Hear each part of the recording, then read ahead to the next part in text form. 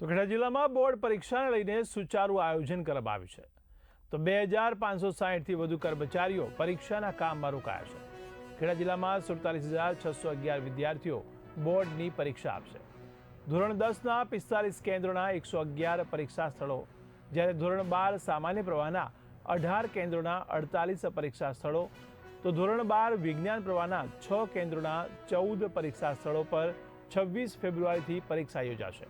તમામ 173 પરીક્ષા સ્થળો પર સીસીટીવી કેમેરા પણ તૈનાત કરાયા છે. ત્યારે સીસીટીવી ફૂટેજ નિરીક્ષણ ટીમ સતત મોનિટરિંગ કરશે. ત્યારે બોર્ડની પરીક્ષા સંદર્ભમાં વિદ્યાર્થીઓને મૂંઝવતા પ્રશ્નો માટે શિક્ષણ વિભાગ દ્વારા 25 ફેબ્રુઆરીથી 19 માર્ચ સુધી કંટ્રોલ રૂમ અને હેલ્પલાઇન નંબર શરૂ કરવામાં આવશે. તો સારથી હેલ્પલાઇન વોટ્સએપ નંબર 8160075320 ઉપર 24 કલાક સંપર્ક કરી શકાશે.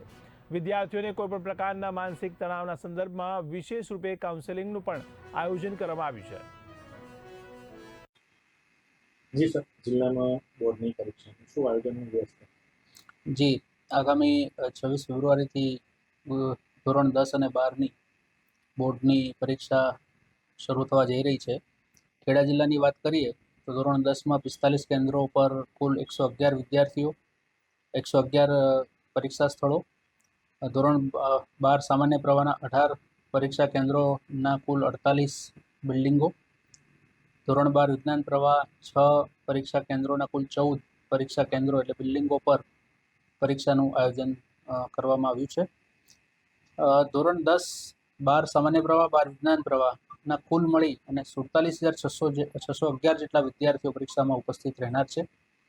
પરીક્ષાને અનુલક્ષીને જે તૈયારીઓ કરવાની છે તૈયારીઓ સંપૂર્ણ થઈ ગઈ છે. તમામ પરીક્ષા કેન્દ્રો છે એના તમામ વર્ગખંડો, એના બ્લોક જે છે એ સીસીટીવી કેમેરાથી સજ્જ છે. ભૌતિક સુવિધાઓની ચકાસણી સંપૂર્ણ થયેલ છે. તમામ સ્ટાફની નિમણૂક તથા તેમની તાલીમો પણ કરવામાં આવેલ છે. સરકારી પ્રતિનિધિઓની પણ વિગતે તાલીમ કરવામાં આવેલી છે.